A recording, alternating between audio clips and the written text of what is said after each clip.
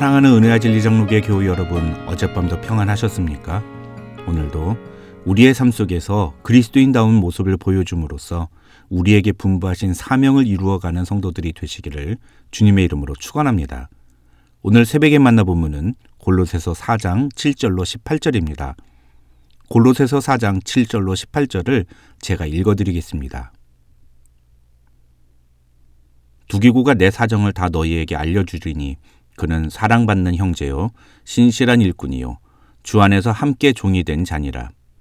내가 그를 특별히 너희에게 보내는 것은 너희로 우리 사정을 알게 하고 너희 마음을 위로하게 하려 함이라. 신실하고 사랑을 받는 형제 오네시모를 함께 보내노니 그는 너희에게서 온 사람이라.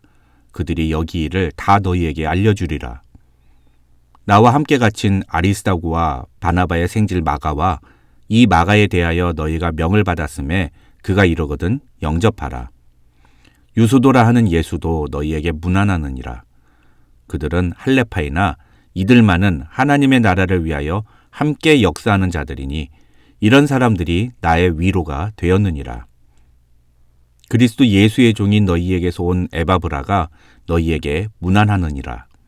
그가 항상 너희를 위하여 애써 기도하여 너희로 하나님의 모든 뜻 가운데서 완전하고 확신 있게 서기를 구하나니 그가 너희와 라오디게아에 있는 자들과 히에라볼리에 있는 자들을 위하여 많이 수고하는 것을 내가 증언하노라. 사랑을 받는 의사 누가와 또 데마가 너희에게 문안하느니라. 라오디게아에 있는 형제들과 눈바와 그 여자의 집에 있는 교회에 문안하고 이 편지를 너희에게서 읽은 후에 라오디게아인의 교회에서도 읽게 하고 또 라오디게아로부터 오는 편지를 너희도 읽으라. 아키뽀에게 이르기를 주 안에서 받은 직분을 삼가 이루라고 하라. 나 바울은 친필로 문안하노니 내가 메인 것을 생각하라. 은혜가 너희에게 있을지어다. 오늘 본문은 골로새 교회에 보내는 편지를 마무리하면서 바울이 쓴 이 편지를 골로새 교회에 전할 두기고와 오네시모에 대해 소개하고 이어서 개인적으로 문안을 보내는 동역자들의 이름이 언급되는 내용으로 되어 있습니다. 사실 바울은 대부분의 서신서에서 마지막 부분을 오늘 본문과 같은 형식으로 마무리하는데 우리는 바울이 이렇게 자신과 함께 사역하는 동역자들의 이름을 언급하는 것에 주목할 필요가 있습니다. 이것은 바울이 자신과 함께 사역하는 동역자들을 얼마나 소중히 여기는지를 보여주는 증거라고 할 수 있기 때문입니다. 그렇다면 오늘 본문에서 바울이 언급하는 동역자들은 누가 있는지 살펴보겠습니다. 먼저 7절로 9절에서 바울은 본 서신의 전달자인 두기고와 오네시모에 대해 소개합니다. 7절과 8절을 보면 바울은 두기고가 자신의 사정을 골로새 교회 교인들에게 전해줌으로써 골로새 교회 교인들의 마음을 위로해 줄 것이라고 말합니다. 사실 바울과 함께 사역했던 것으로 알려진 동역자들 중에 누가나 디모데, 실라와 같은 이름은 많은 사람들이 알고 있지만 두기고라는 이름은 아는 사람이 많지 않습니다. 그러나 두기고는 바나바나 누가, 디모데, 또 실라 못지않게 신약 성경에서 자주 그 이름이 등장하는 이름입니다. 정확하게 말하면 에베소서와 디모데후서 또 디도서 등을 포함하여 모두 5번이나 신약 성경에서 이름이 등장하는 사람입니다. 학자들의 말에 의하면 두기고는 바울이 예루살렘에서 체포된 이후부터 로마 감옥에 갇힐 때까지 줄곧 바울과 함께하며 바울을 도운 동역자라고 합니다. 그런데 이렇게 바울에게 큰 도움이 되었던 두기고에 대해서 성경이 그렇게 많이 소개하지 않는 이유는 무엇일까요? 학자들은 아마도 두기고는 어떤 특별한 사역을 감당하는 역할을 맡았다기보다는 감옥에 갇힌 바울 옆에서 바울을 도와주는 역할을 맡았기 때문이라고 추측합니다. 다시 말하면 감옥에 갇힌 사도 바울 곁에서 바울이 쓰는 편지를 전달해주는 그런 심부름꾼 같은 역할을 한 것이 바로 두기고였다는 것입니다. 그래서 어떤 사람은 이런 두기고는 바나바나 누가와 같은 사람들보다는 덜 중요한 역할을 맡았다 이렇게 생각할 수도 있다고 학자들은 말합니다. 하지만 절대로 두기고가 바나바나 누가보다 못한 사역자라고 말할 수 없습니다. 오히려 두기고가 바울의 편지를 에베소 교회와 골로새 교회에 전달하지 않았다면 오늘날 에베소서와 골로새서 같은 성경은 존재하지 않았을 수도 있습니다. 그렇게 놓고 보면 이 두 기고의 역할은 매우 큰 것이라고 할 수 있습니다. 주님을 섬기는 일에 있어서 역할의 차이는 분명히 있습니다. 바울과 같은 역할을 맡은 사람이 있고 누가 같은 역할을 맡은 사람이 분명히 있습니다. 그러나 두 기고 같은 역할을 맡은 사람도 반드시 필요합니다. 인간의 눈에 보기에는 경중의 차이가 있을 수 있지만 하나님의 관점에서는 그 모두가 주님의 손에 쓰임받는 일꾼들입니다.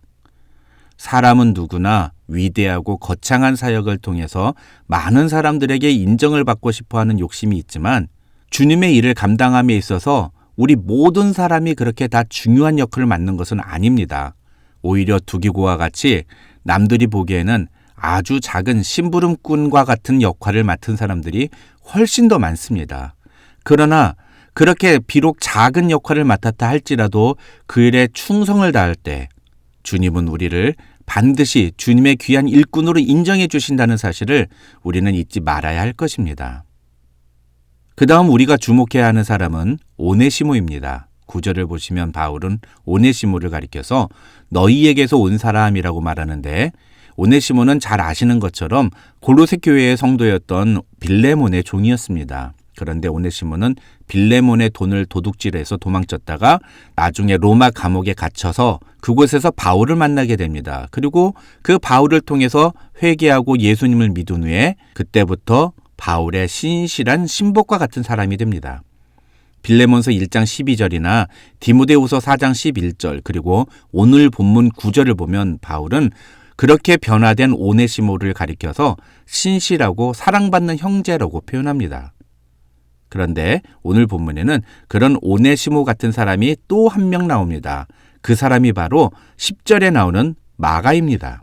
마가는 바울이 1차 전도 여행 중에 바나바와 함께 전도 여행을 떠났을 때 바울의 선교팀에 합류했던 사람입니다. 그런데 1차 전도 여행 중에 여러 가지 어려움을 겪으면서 마가는 바울의 선교팀에서 빠져나와서 고향으로 돌아가 버립니다. 그 일로 인해 바울은 마음에 큰 상처를 입고 그래서 나중에 2차 전도 여행 때는 다시 마가도 데려가자고 하는 바나바의 요청을 완강하게 거부하다가 결국 바울이 바나바하고도 헤어지는 일이 일어나게 됩니다. 그런데 10절을 보면 골로새 교회 교인들에게 바울이 그런 마가를 영접하라고 권면합니다. 여기서 영접하라는 말은 환대하고 기쁘게 맞이하라는 말입니다.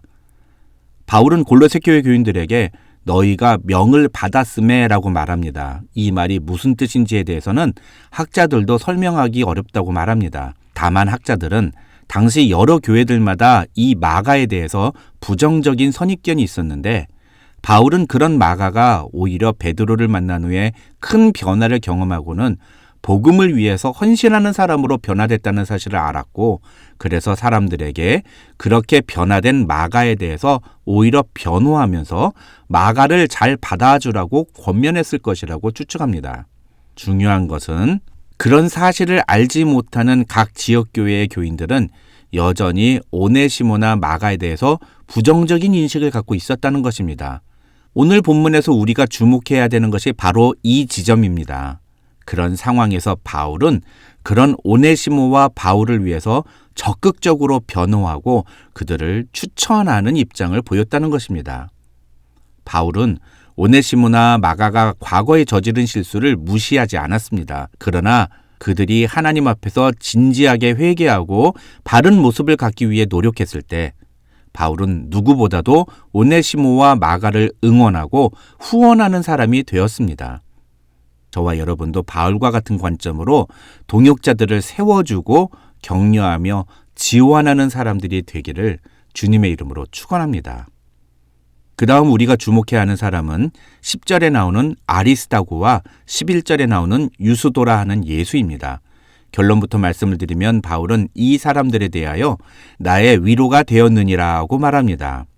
그렇다면 이 사람들이 왜 바울의 위로가 되었을까요?